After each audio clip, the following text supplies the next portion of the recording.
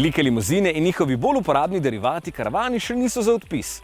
Kljub križancem in SUV-jem ter podobnim trendovskim oblikam karoserije jih premijske znamke še vedno razvijajo, zato je tule ob meni najnovejši Audi. Ne A7, ampak kar lepo stari dobri A6. Zakaj to omenjam? Ker je bil plan, da se imenuje A7, električni pa A6. Pa so se lastniki in oboževalci znamke Audi tako razburili, da so se Nemci ustrašili in takoj šli nazaj na staro poimenovanje, da se ja ne bi preveč poznalo pri prodaji. No, zdaj je A6.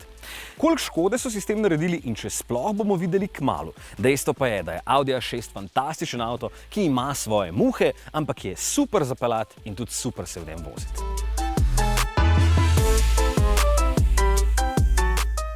Preden ga zapelje Matej še pregled zunaj. Luči so ozke in če mi je spredaj to všeč, mi je zadaj bolj tako, če je kakšna bolj svetla barva avta. Pri tem, ki je temen, pa se lepo zlijejo samo obliko in je okej. Potem so tukaj še športni dodatki in velika 21-palčna platišča, vse zato, da je avto zelo mišičast in atletski. K temu priča tudi količnik zračnega upora, ki je samo 0,25, kar je za karavan, Avant, zelo dober rezultat. Znotraj prav tako pričakujte na pogled lepe stvari, kot so fini materiali in veliko moderne tehnologije, se pa ravno tukaj najbolj zmrdujem nad določenimi rešitvami, ki mi malo pokvarijo celoten vtis. Tretji zaslon je itak doplačilo in ga lahko vi ne izberete, ker je res nepotrebna navlaka. Čeprav se bo sopotnik lahko tukaj zabaval s karaokami, dokler vam ne bo šlo vse skupaj preveč na jetra.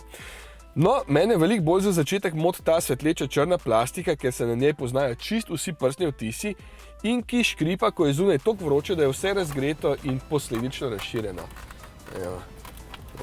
Mislim, kdor ima lepo cesto od doma, tega mogoče niti ne bo opazil. Jaz pa živim na obrobju našega prekrasnega mesta, ki mu naš krasni župan že leta ne namen kakšnega evra za lepše ceste, a ne? Zato me včasih kar groza, ko se zapeljem z avtom, ki stane krepko preko 100.000, pa se oglaša kot kakšen razglašen orkester škržatov. No, ko se vse skupaj ohladi, dobesedno, je bistveno bolje in potem boste uživali v popolni tišini v kabini, kjer je sama izdelava odlična, če se spet ne dotikate prepogosto teh gumbov na volanu. Ja, pri Audiju so hoteli, da upravljajo dvojno funkcijo, lahko jih pritiskate, lahko se jih pa tudi samo dotikate, ampak sem jih kritiziral že v Q6 in jih bom tudi tukaj, ker deluje totalno ceneno. Pa tudi škripajo. Vse ostalo pa deluje dobro. V bistvu najbolje, kar sploh lahko. Namestitev za volanom je perfektna, sedeža spredaj sta fantastična, tudi na klopi se sedi bolje kot skoraj kjerkoli druge. Hitro se navadiš tudi na tale vmesnik in potem postane lepo pregleden in uporaben, čeprav bi sam še raje videl nekaj več gumbov, predvsem za prezračevanje. V prtljažniku pa se bodo vaše torbe peljale na boljših materialih, kot jih ima marsikdo na svojem fotelju doma. Audi tukaj res ni razočaral. Čeprav ne kupujte pa Avanta zaradi prostora čisto zadaj, zato ker niti približno ni rekorder in ga vsak skoraj pol metra krajši avto prekaša. Mimogrede, dolg je točno milimeter manj od 5 metrov, tako da je to zdaj že res velik avto.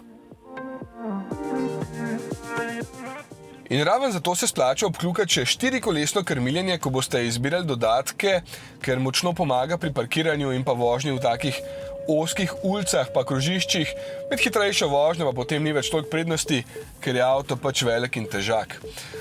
Dobri 2 toni takšen tehta prazen, kar seveda ni mal, ima pa velik motor.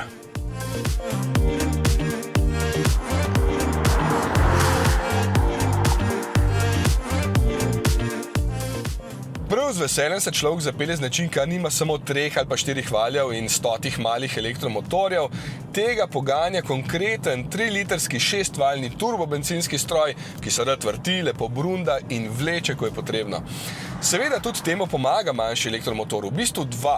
Eden zaganja motor in skrbi za dotok energije, ko bencinski motor ne deluje, drugi pa lahko malo premika avto in pomaga glavnemu motorju, ko pospešuje.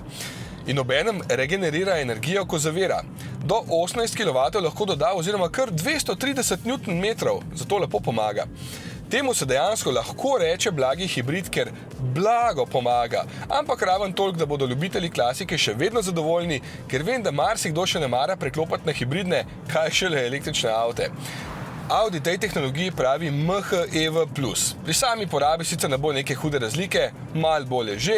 Zadnjič sem se v gužvi peljal po avtocesti in je bila poraba zaradi počasne vožnje 8 litrov, sicer je pa med 9 in 10, to je nekako realno.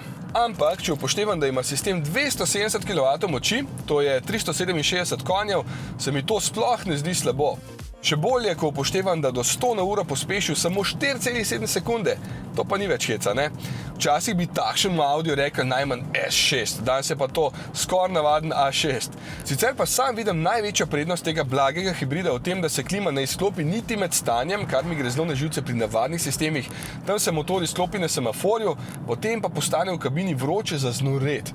No, tukaj tega ni, obenem pa se motor zelo lepo in nežno vedno zažene.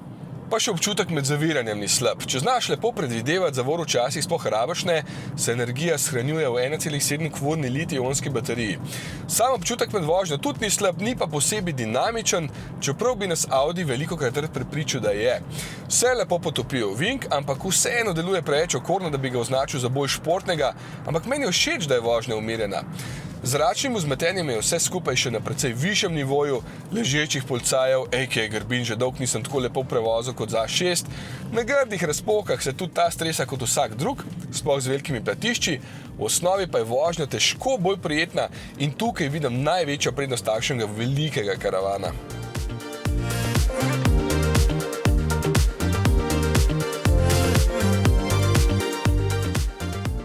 Seveda ima svoje muhe, kot sem že prej povedal, ampak ko nanje pozabiš ali pa če jih sploh opaziš, ne, boš A6 Avanto težko kaj zameril.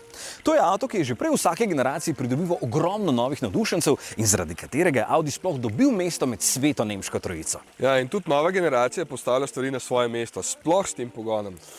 A ne, Iztok? Ker peče. Vem, da peče, ja, ga boš zdaj ti odpeljal dam. Ja, da. Kdo pa?